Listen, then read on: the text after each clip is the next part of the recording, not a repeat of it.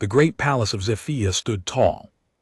Against the purple sky, its crystal walls caught the light from 3 different suns and threw rainbows across. The marble floors, Queen Lyra walked through the long halls with slow, careful steps. Her HFY frame moved with grace that came from years of royal training. Her skin looked like living diamond and her eyes glowed with a soft blue light. Today was different from other days. Today she would meet the human who would become her husband. The queen stopped at a large window and looked out at her empire. Millions of people lived in the city. Below, flying cars moved between tall buildings that reached toward the clouds. In the distance, spaceships came and went from the starport. Her people had built all of this. They had conquered dozens of worlds and ruled over many different species. Your Majesty, said a voice behind her. Lie turned around. General Korath stood in the doorway. He was tall like all Zafarans, but his skin was darker and had scars from many battles. His eyes held no warmth. The human delegation has arrived, Korath said. His voice carried disgust that he did not try to hide. They waited in the meeting room. Good, Lyra said. I will see them. Now Kor stepped closer. My queen, it is not too late to change your mind. These humans are weak. They have no special powers. Their technology is simple. We could crush their whole planet in a few days. That is exactly why we must do this. The queen replied. A war would cost us ships and soldiers. This marriage will give us control without bloodshed, but to marry one of them, Korath shook his head. It brings shame to our royal family. Lyra Lay's eyes flashed with anger. You forget yourself, General. I do what is best for our empire. The council has agreed to this plan. Kor bowed his head, but his jaw stayed tight. Of course, Your Majesty. Forgive me. The queen walked past him toward the meeting room. She had made her choice. The humans had appeared in their space 6 months ago with ships that barely worked. Their weapons were old and simple. Their people had no mind powers at all, but they controlled a system with 12 planets and many resources. A marriage would make them allies without a fight. The meeting room doors opened as she approached. Inside, 5 humans sat at a long table. They all looked so small and weak. Their skin was soft and had no protection. Their eyes were dull compared to Zahirian eyes. How had such creatures ever learned to travel between stars? One human stood up as she entered. He was different from the others. While they looked nervous and afraid, he seemed calm. He had brown hair and green eyes. His clothes were simple but clean. When he smiled, it reached his eyes. Your Majesty, he said with a bow, I am Jake Murphy. I speak for Earth in these talks. His voice was steady and respectful. Lyra had expected fear or awe, but Jake showed neither. He met her gaze without looking away. Mr. Murphy, she said, you understand why you are here? Yes, Your Majesty, to discuss peace between our peoples through marriage. Other humans at the table shifted in their seats. One woman with gray hair cleared her throat. Your Majesty, the woman said, I am Mary Collins, Earth's chief diplomat. We want you to know that Mr. Murphy volunteers for this duty. He was not forced. Lyra really looked at Jake again. Is this true? You choose this freely? Jake nodded. I do. Your Majesty, I believe this marriage can bring good things for both our worlds. The queen studied him. Most creatures showed fear when they first saw Zephyrian. Their size and glowing eyes usually made others step back, but Jake stood straight and calm. Either he was very brave or very foolish. Tell me about yourself, Jake Murphy, she said. I am 32 years old, Jake replied. I have worked as a diplomat for 10 years. I have visited many countries on Earth and helped solve problems between different groups. Do you have family? My parents died when I was young. I have no wife or children. What do you know about our people? Jake smiled slightly. I know that Zephyrians are strong and smart. Your empire covers many star systems. Your people live long lives and have powers that humans do not. You value honor and strength above all things. It was a simple answer, but it was correct. Many aliens who tried to deal with Zephyrians got these basic facts wrong. And what do you hope to gain from this marriage? Lyra asked. Peace, Jake said. Without hesitation, my people want to learn and grow. We do not want war with your empire. We hope that friendship will help both our peoples. The queen walked around the table slowly. The other humans watched her with worried eyes, but Jake's expression never changed. When she sent out gentle mind probes to read his thoughts, she hit something strange. It was like trying to look through thick fog. She could sense emotions but not clear thoughts. This was unusual. Most species were easy to read. You are not afraid, she observed. Fear serves no purpose here, Jake replied. You will either accept this marriage or you will not. My being afraid will not change your decision. Lyra found herself impressed despite her doubts. You speak wisdom, human. She returned to her place at the head of the table. Very well, I accept this proposal.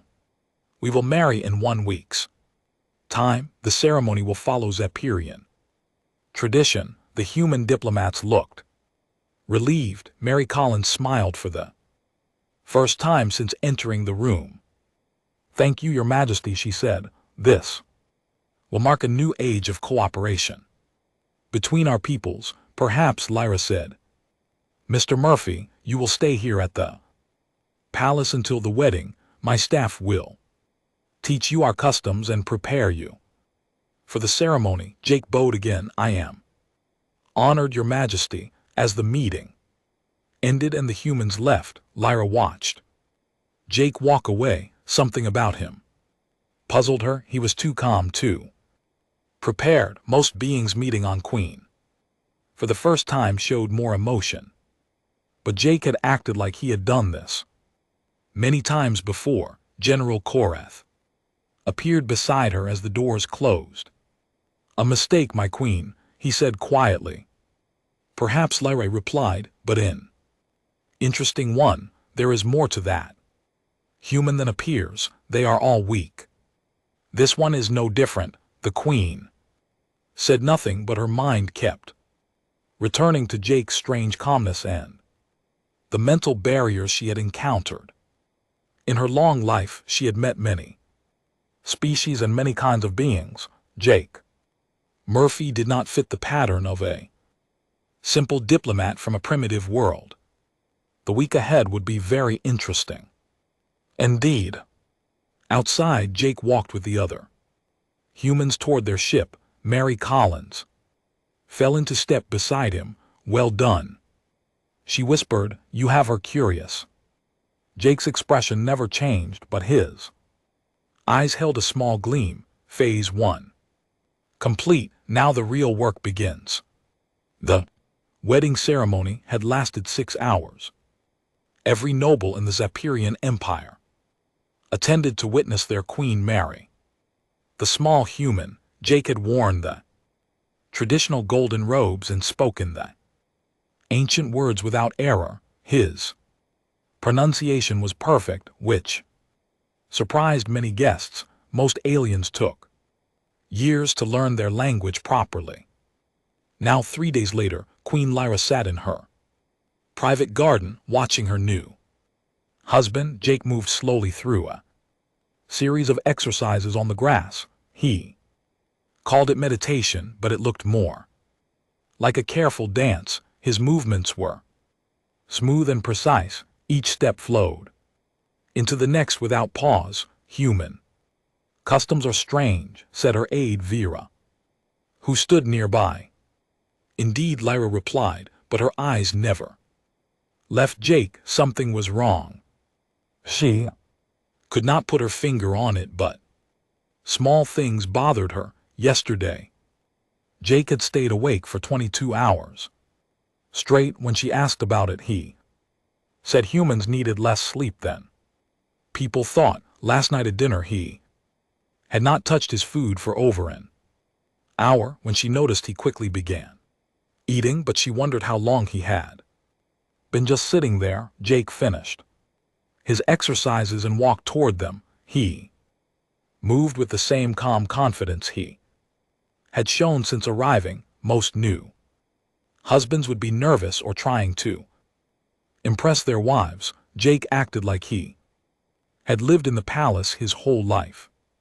"Good morning, Your Majesty," he said with a smile. "Please, when we are alone, call me Lyra," the Queen said. "We are married now, of course." "Good morning, Laurel." She gestured to the chair beside her. "Sit with me. Tell me about your home world." Jake sat down and looked out at the garden. "Earth is beautiful but simple compared to this.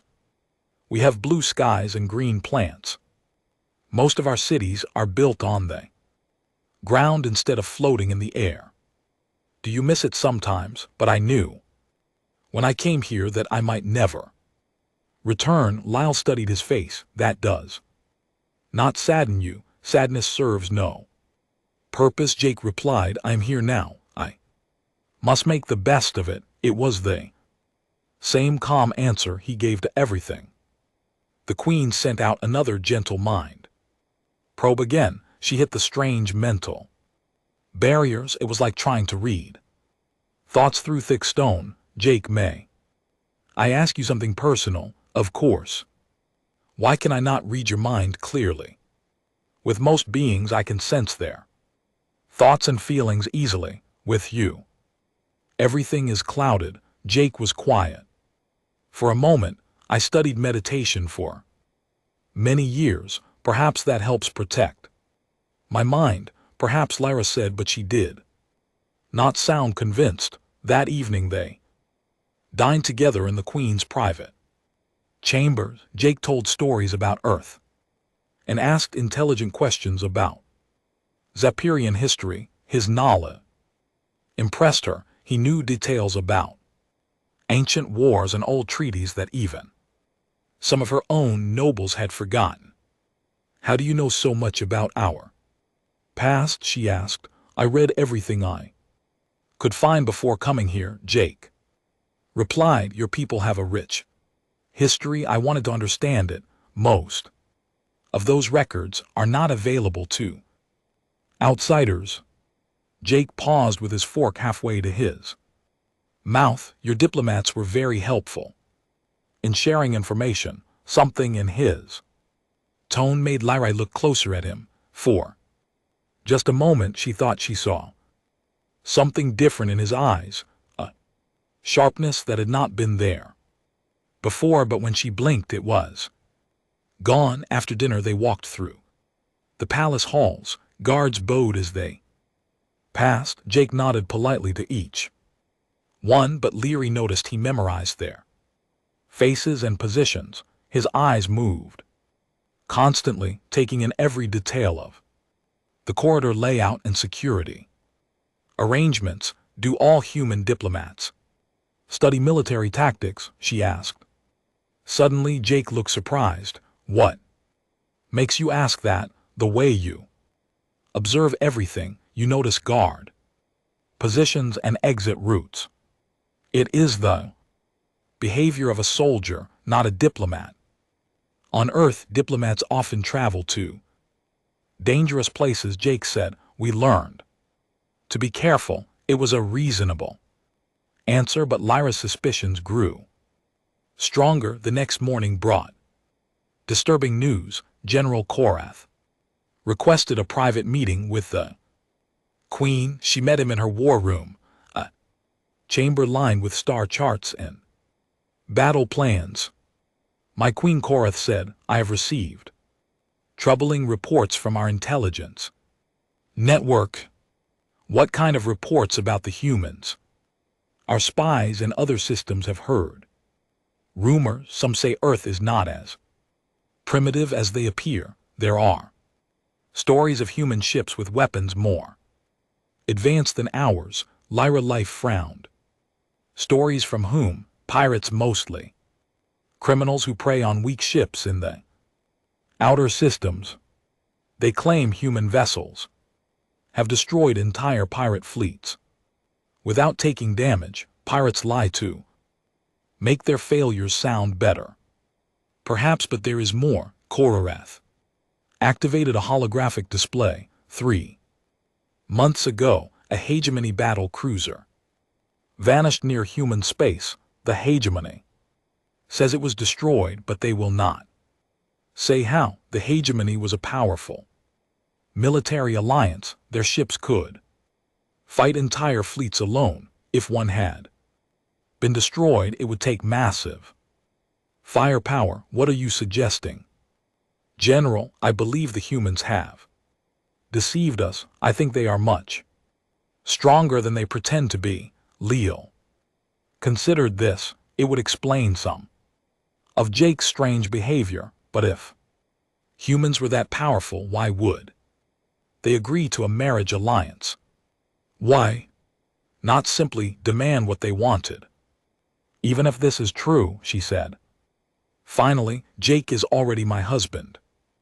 We cannot change that now. We could arrange an accident, Kor said quietly. The Queen's eyes flashed with anger. You will not harm my husband. I forbid it. My Queen, if he is here to spy on us. That is enough. Lur stood up. I will investigate this myself. He will take no action against Jake without my direct order. Korath bowed stiffly. As you command. After he left, Lyra lay set alone, thinking. If Jake was not what he seemed, she needed to know the truth. But she also realized something else. The thought of harm coming to him made her angry. Somewhere in the past few days, she had begun to care about the strange human who showed no fear. That night, she decided to test him. During their evening walk, she led Jake to a restricted area of the palace. Guards tried to stop them, but she ordered them aside. She brought Jake to her personal training room where she practiced combat skills. This is where I keep my weapons, she said, watching his reaction. Jake looked around the room with interest. Advanced energy weapons hung on the walls. Combat armor stood in display cases. Training robots waited in the corners. Impressive, Jake said. Your people are clearly skilled warriors. Lyra picked up a plasma sword and activated it. The blade hummed with deadly energy. Would you like to see how it works? If you wish to show me. She began a practice routine, moving through complex attack and defense patterns. The sword cut through training dummies like they were made of paper. When she finished, she was breathing hard but felt good. Your turn, she said, offering Jake the weapon. I do not know how to use such things, Jake replied. Try anyway. Jake took the sword. Carefully, he held it awkwardly at first, like someone who had never seen such a weapon. But as he began to move, something changed. His stance became more balanced. His grip adjusted to the proper position. He moved through a simple pattern with the sword, and his technique was nearly perfect. Lyra watched with growing amazement. Where did you learn to do that? Jake stopped and looked at the sword in his hands with surprise. And I'm not sure. I was just copying what you did. No human learns that quickly. Perhaps I have a good memory. But Lyrate was no longer listening to his words. She was watching his body language, the way he held the weapon, the balance in his stance, the awareness. In his eyes, this was not a diplomat. This was a warrior trying very hard to pretend he was not. Jake handed the sword back to her. Thank you for showing me. As they walked back to their chambers, Laryl's mind raced. General Koreth might be right about the humans. But if Jake was here to spy, he was doing a very poor job of hiding his skills, unless he wanted her to notice. That night, as Jake lay sleeping beside her, Lyra made a decision. She would find out the truth about her husband and his people, but she would do it carefully. If Jake was dangerous, she needed to know how dangerous. If he was not what he seemed, she wanted to know what he really was. One thing was certain: life with Jake Murphy would never be boring. 2 weeks had passed since the weapon training incident. Queen Lyra spent her days watching Jake more carefully. Each observation added to her growing list of questions about her human husband. This morning she found Jake in the palace library. He sat at a table covered with books and data tablets. The texts were written in 12 different alien languages, including some that took Zahirian scholars years to master. Good morning, Lyra said as she approached. Jake looked up and smiled. Good morning. I hope you do not mind that I borrowed these books. She looked at the titles: Advanced Stellar Navigation, Military History of the Andorian Wars, Quantum Physics and Weapons Design, Galactic Trade Routes and Resource Management. Quite heavy reading for a diplomat, she observed. I like to learn new things, Jake replied. Your library has books that do not exist on Earth. Lyrate picked up one of the tablets. The text was written in ancient Krillian, a language that had been dead for 3,000 years. Can you read this? Some of it. The translation program helps with the difficult parts. She checked the tablet settings. No translation program was running. Jake was reading pure ancient Krillian text without help. That should have been impossible for someone who learned the language recently. Jake, how long did you study languages before coming here? A few years, he said, but his attention had already returned to his reading. Leerily sat down across from him. What are you reading about? The Hegemony Wars.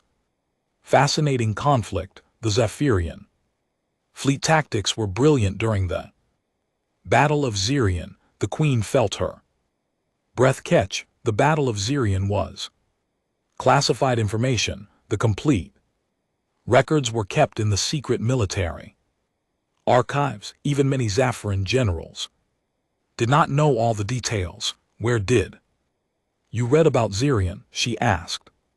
Carefully, Jake paused. I think it was mentioned in one of these history books. Which book? Jake looked through the pile of texts. His confident expression wavered for the first time since she had known him. I am not sure. Perhaps I heard it from one of your staff. Ly knew her staff would never discuss classified battles with an outsider. Someone was lying, and she was beginning to suspect. It was not Jake's first lie. That afternoon she arranged a small test. She invited Jake to join her for a meeting with Ambassador Thex from the Corvin Republic. The Cors were lizard-like beings with complex social customs. Most aliens found them difficult to deal with. When Ambassador Thex arrived, he performed the traditional Corvin greeting. It involved a series of precise head movements and hand gestures that conveyed respect, friendship, and peaceful intentions. Jake watched the ambassador carefully. Ambassador Thex Lally said in the Koran. Language, may I present my husband. Jake Murphy of Earth, the ambassador, turned to Jake and waited. If Jake was truly a simple diplomat, he would either ask for help or make mistakes with the greeting. Instead, Jake stepped forward and performed the exact same greeting. Ritual, his movements were perfect. He even included the subtle variations that showed he understood the high rank in Corvan society. Ambassador Thex looked pleased and surprised. He spoke to Jake in rapid Koran. Jake replied fluently using formal expressions that most translators never learned. After the meeting, Lyra confronted her husband in private. How do you speak Corvan so well? She demanded. I told you I am good with languages. That was not basic Koran. You used court formal dialect only. Diplomats who have lived with the Korans for years speak that well. Jake was quiet for a long moment. Perhaps I have a natural gift. Jake, I want the truth. Who are you really? His green eyes met hers directly. I'm exactly who I said I am. Jake Murphy, diplomat from Earth. But something in his voice told her that while his words might be true, they were not the complete truth. That night, Lai could not sleep. She lay in bed listening to Jake breathe beside her. His breathing was too slow and too regular. It was like listening to a machine rather than a living being. At 3:00 in the morning, she carefully got up and walked to her private office. She activated her secure communication system and sent a message to her intelligence chief. I need complete records on human space activity for the past year, she wrote. Also any information about Jake Murphy or similar human operatives. Priority classification. The next day brought a state dinner with representatives from 6 different worlds. Jake charmed them all. He spoke with the insect-like Chitauri about their farming techniques. He discussed mining operations with the rock-based stone men from Granite Prime. He even managed to make the usually hostile Vegan Trade Council laugh at his stories. Lyra watched in amazement as Jake demonstrated detailed knowledge about each species and their cultures. When the Chitauri ambassador mentioned a recent plague affecting their crops, Jake suggested a solution involving earth farming methods. When the stone men complained about equipment failures, Jake described human mining technology that could help. After the dinner, Ambassador Isle from the Galactic Trade Federation pulled Lyra aside. Your Majesty, Isle said quietly, your husband knows a great deal about human capabilities. What do you mean? Farming techniques he described to the Chitauri, the mining equipment he mentioned to the stone men. These are not primitive technologies. Some of them are more advanced than what we use. Lyra felt cold fear in her stomach. Are you certain? Very certain. I have studied human trade goods for years. What Jake described tonight suggests Earth has technology they have never shown us. That night, Lyra received the intelligence report she had requested. What she read made her hands shake. According to the report, human ships had been spotted in 17 different systems over the past 6 months. These were not the slow, simple vessels Earth had shown. During first contact, they were fast, heavily armed, and used stealth technology that made them nearly invisible. 3 pirate fleets had simply vanished near human space. Hegemony battle cruiser had been found destroyed with weapons damage unlike anything in the galactic databases. Most disturbing of all, There were reports of human operatives on dozens of worlds, gathering information and making contacts. The final note in the report made her blood freeze. Recommend immediate investigation of all humans currently in sensitive positions. Possibility of widespread intelligence. Operation cannot be ruled out. Leerily sat in her office staring at the report. Until dawn, her husband was a spy. Probably a very skilled and dangerous spy. The marriage was not a peace offering, it was an intelligence operation designed to place a human agent at the heart of the Zapirian Empire. But why, if humans were as advanced as the report suggested, why did they need to spy? What were they planning? The next morning she found Jake in the garden doing his usual exercises. He moved with the same fluid grace, but now she could see it for what it really was: combat training disguised as meditation. Jake, she said. He turned and smiled. Good morning, Laroline. What you are. His smile did not change, but something shifted in his eyes. Hardness that had always been there, but hidden beneath the friendly diplomat mask. What am I? He asked. A soldier, a spy, probably both. Jake finished his exercises and walked toward her.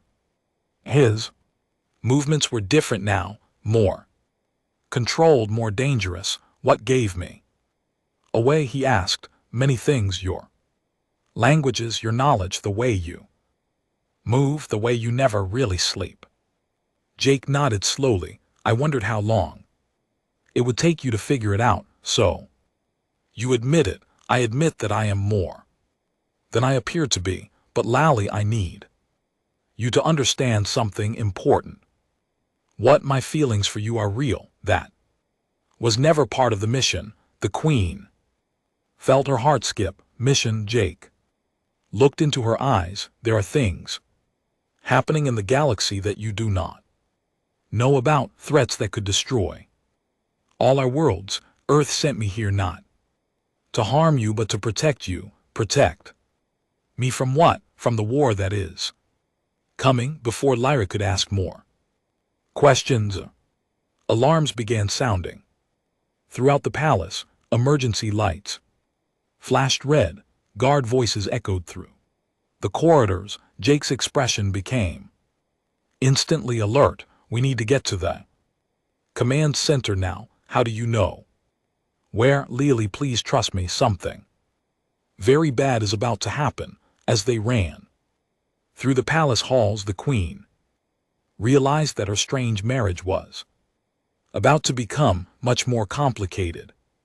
Whatever Jake really was, whatever he had been sent to do, the time for pretending was over. The real Jake Murphy was about to reveal himself.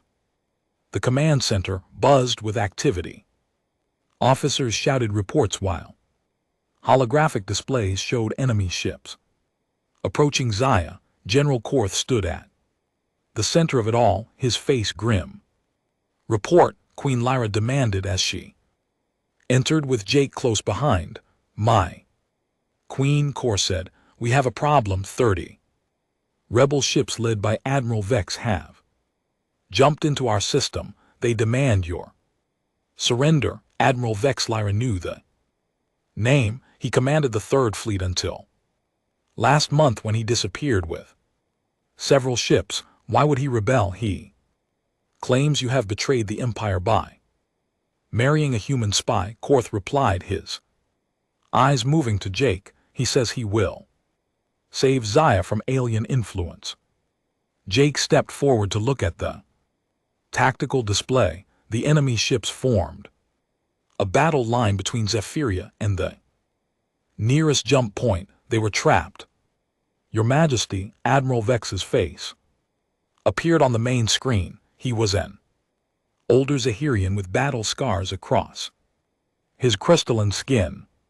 I give you one chance. Surrender the human spy and I will spare your life. Admiral Vex Lely replied coldly, you have committed treason. Return to base immediately or face the consequences. Vex laughed. You cannot fight us, my queen. I have 30 warships and the loyalty of the outer colonies. Your palace guard cannot protect you from orbital bombardment.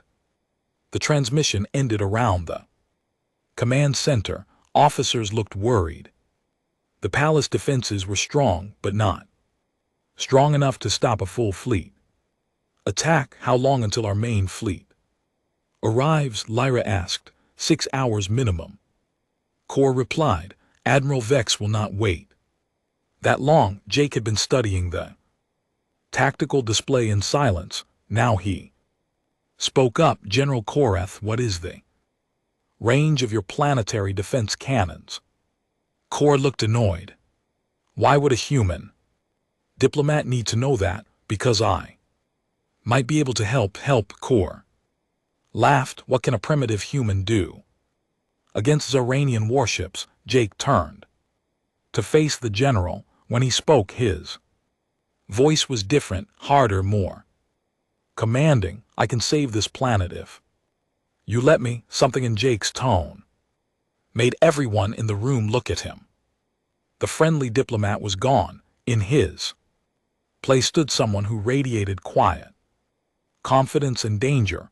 Jake, Lyra said carefully, what are you talking about? I need to contact my ship. Your ship? The human delegation left weeks ago. Jake pulled a small device from his pocket. It looked like a simple communication unit, but when he activated it, it projected holographic displays that were far more advanced than Zapirian technology. Earthship Defender, this is Murphy. I need immediate assistance. A voice replied instantly. Murphy, this is Captain Lisa Adams. We have been monitoring the situation. Are you ready to go? Loud affirmative. Full reveal. Authorization code Phoenix 77. Lyra stared at Jake in shock. What ship? There are no human vessels in our system. Jake looked at her with apologetic eyes. Actually, there are.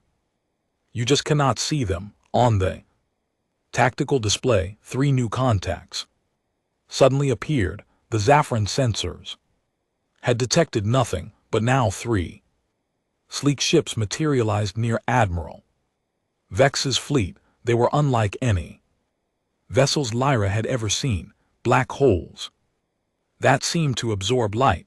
No visible weapons ports, no exhaust trails. Impossible, General Korath whispered. Our sensors would have detected them.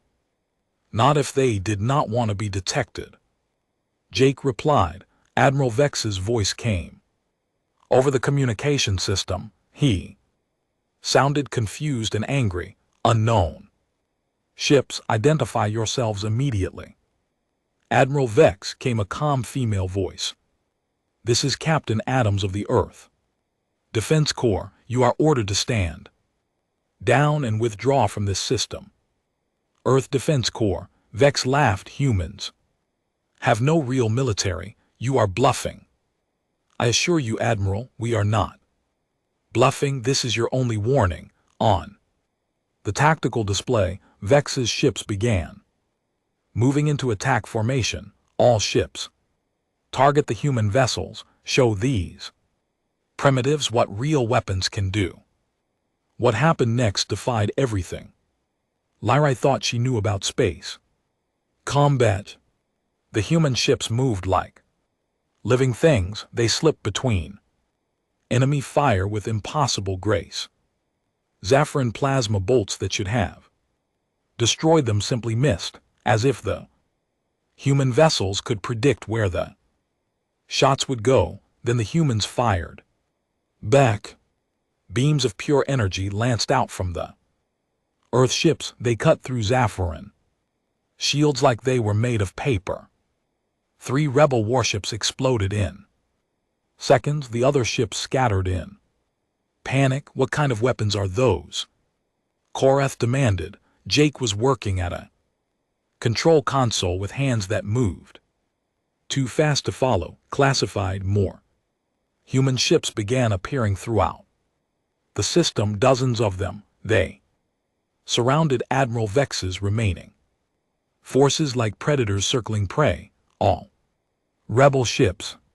Captain Adams announced, "You have 30 seconds to surrender. Any ship that continues hostile action will be destroyed." Admiral Vex tried to run. His flagship turned toward the jump point and fired its engines at maximum power. A human ship appeared directly in its path and fired once.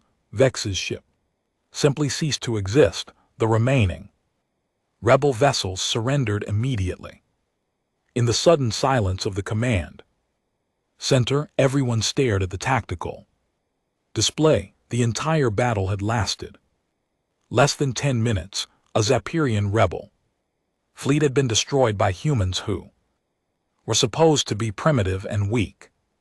"Jake," Lyra said quietly, "what have you done?" He turned to face her. His expression was sad but determined. "I have shown you the truth, Lyra. Earth is not what we pretended to be." "How long?" she asked. "How long have you been lying to us?" "Since first contact. Everything you think you know about humanity is wrong." General Korath stepped forward, his hand on his weapon. "You are a spy, an infiltrator." "Yes," Jake said simply, "but not the kind you think, Captain." Adams' voice came through the communication system. "Colonel Murphy." "Permission to come aboard." Colonel Lally felt dizzy. "You are a military officer."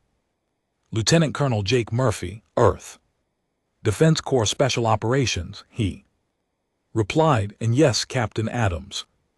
Permission granted. A few minutes later, a woman in a dark military uniform materialized in the command center. Lyra had never seen teleportation technology that advanced.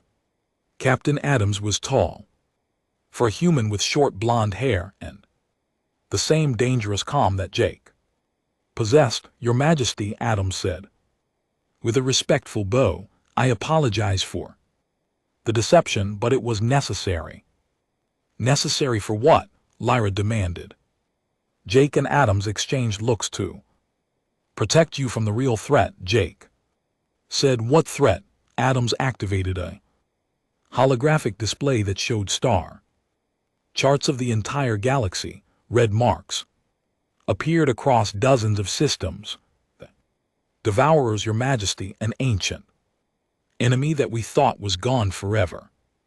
They have returned, and they are coming this way." "Devourers, machines," Jake explained, "built by a race that destroyed itself millions of years ago.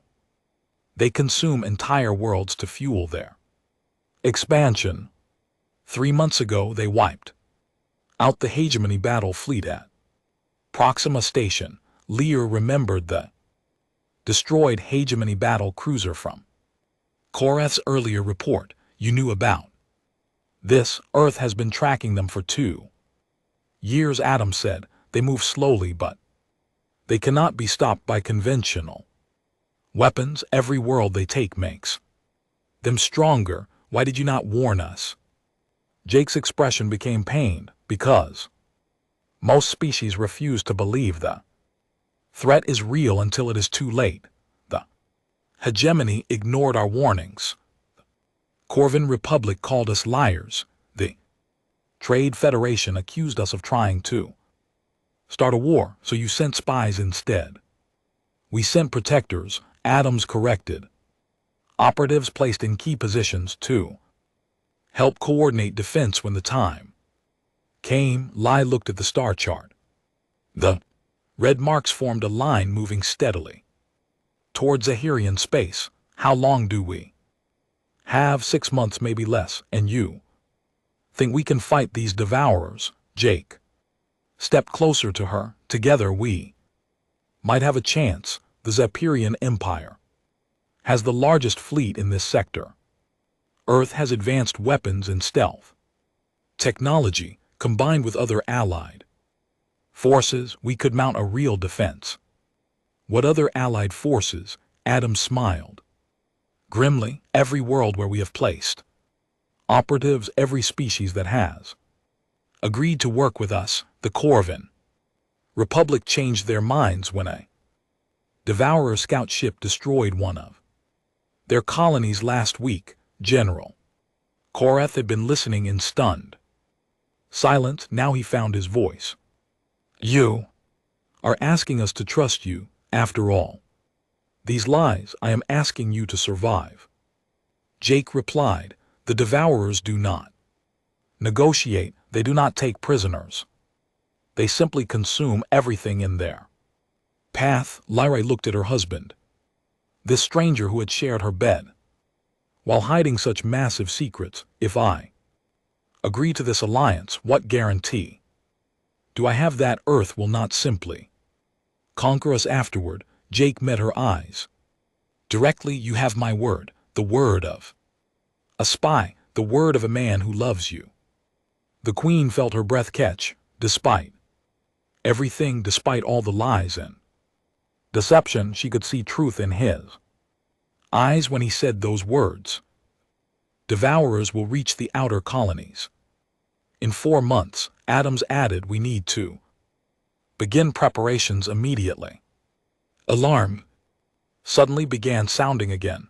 A new voice came over the communication system. Your Majesty, this is Orbital Station 7. We are detecting massive energy readings at the edge of the system. Something big is coming through the jump point on the tactical display. A new contact appeared. It was enormous, bigger than any ship in the Zephyrian fleet. Its hull was black metal covered with strange symbols that the Devourer ship moved through space like a living nightmare. Its black hull absorbed the light from Zephyria's 3 suns, creating a shadow against the stars. As it approached, smaller ships began launching from its belly, dozens of them, each one bristling with unknown weapons. Analysis complete, reported the tactical officer. The main ship is 12 km long, hull composition unknown. Energy readings are off our scales, Captain. Adam studied the readings from her position beside Queen Lyra. Standard Devourer scout configuration. The main ship will hang back while the smaller units attack. If they take significant damage, the scout will jump away and report our position to the main fleet. How do we stop it? Lyra asked. Jake was coordinating with both the human and Zephyrian fleets through his advanced communication device. We have to destroy it completely before it can escape. If even one ship gets away, they will bring hundreds more. The first wave of Devourer fighters reached the outer defense perimeter. Zephyrian warships opened fire with their plasma cannons. The bright energy bolts struck the enemy ships but seemed to have little effect. The Devourer hulls simply absorbed the damage. Our weapons are not working, General Korath reported from his command ship. Expected, Adams replied calmly. Devourers adapt to energy weapons. Quickly switch to kinetic bombardment. The Zephyrian ships changed tactics, firing solid projectiles instead of energy beams. This worked better, but the Devourer ships were fast and difficult to hit. Then the human ships entered the battle. Earth vessels moved like dancers through the enemy formation. Their weapons fired beams of silver light that cut through Devourer armor like it was made of soft metal. Each shot destroyed a target completely. What kind of weapons are those? Core demanded over the communication channel. Quantum disruptors, Jake replied while coordinating the battle. They break apart matter at the molecular level. Devourers cannot adapt to them. The tide of battle began to turn, human and Zaffiran ships worked together, the humans providing heavy firepower while the Zafarans used their superior numbers to surround enemy groups, but the main Devourer ship was not sitting idle. It began charging a massive weapon that made the air around it shimmer with deadly energy. Planet Killer Adam said grimly, "If that weapon fires, it will crack Zephyria's crust. Can we stop it?" Lyra asked. Jake was already running calculations. Maybe, but someone needs to get close enough to plant a quantum charge on the hull.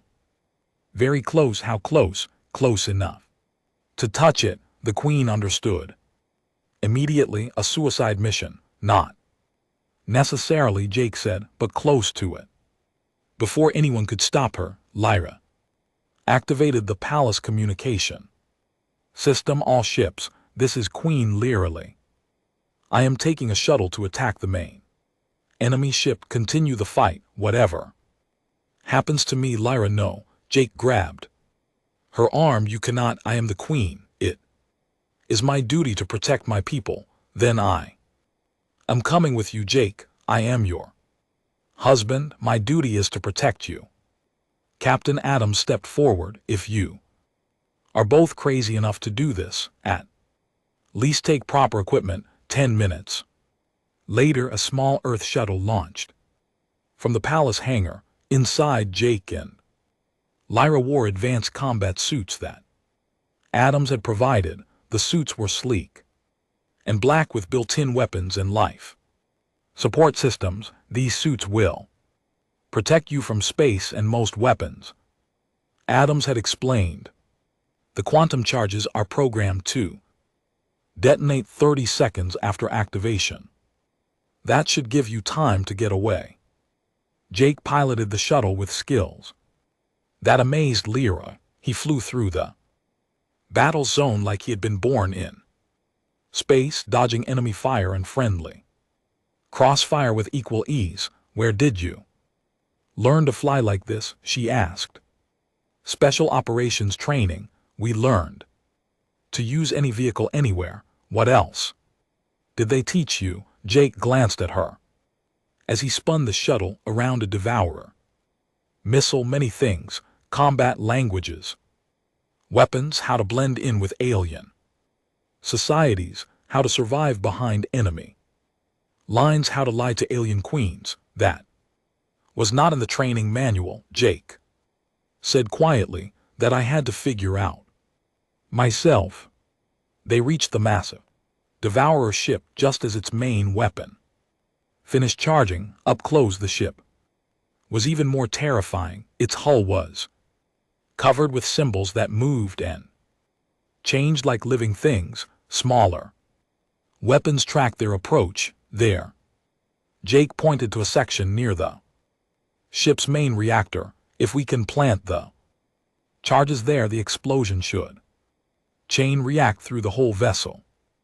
And if we cannot get away in time, Jake looked at her with serious eyes, then we die together. There are worse ways to go. They docked the shuttle against the devourer hull and activated the magnetic clamps. The suit's helmet sealed automatically as they prepared to go.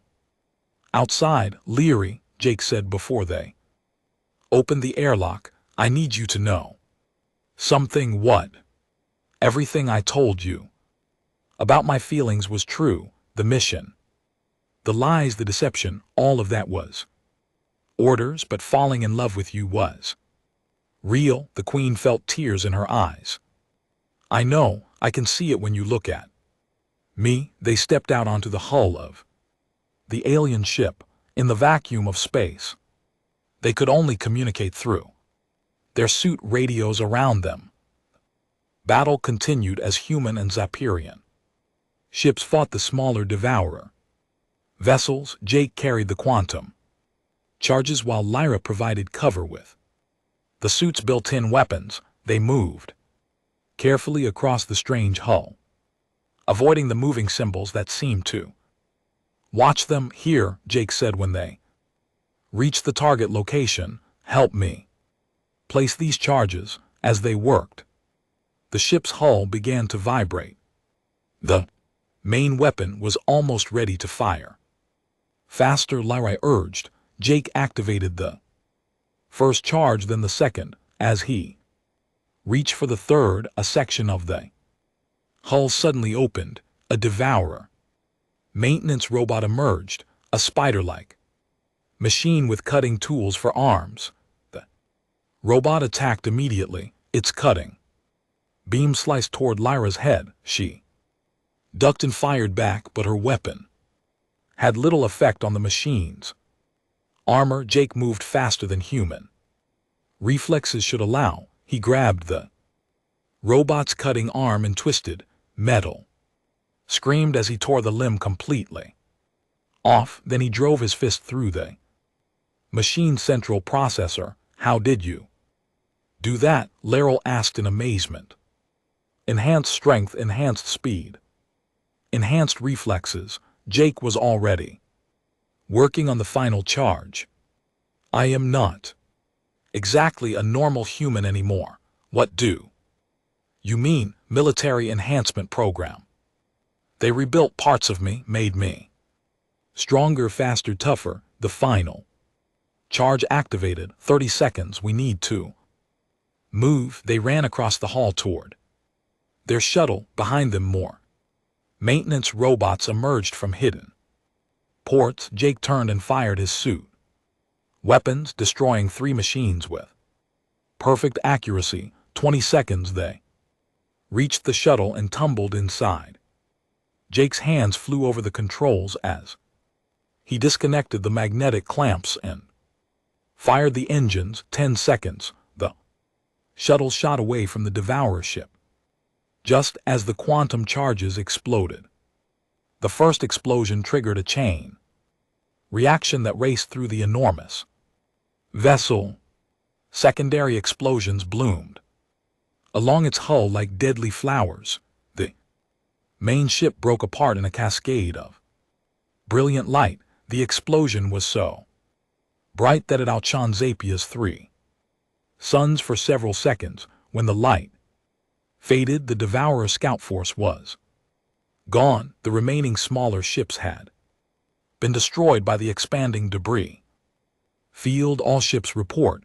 Captain Adams' voice came over the communication system. Enemy force destroyed. Repeat.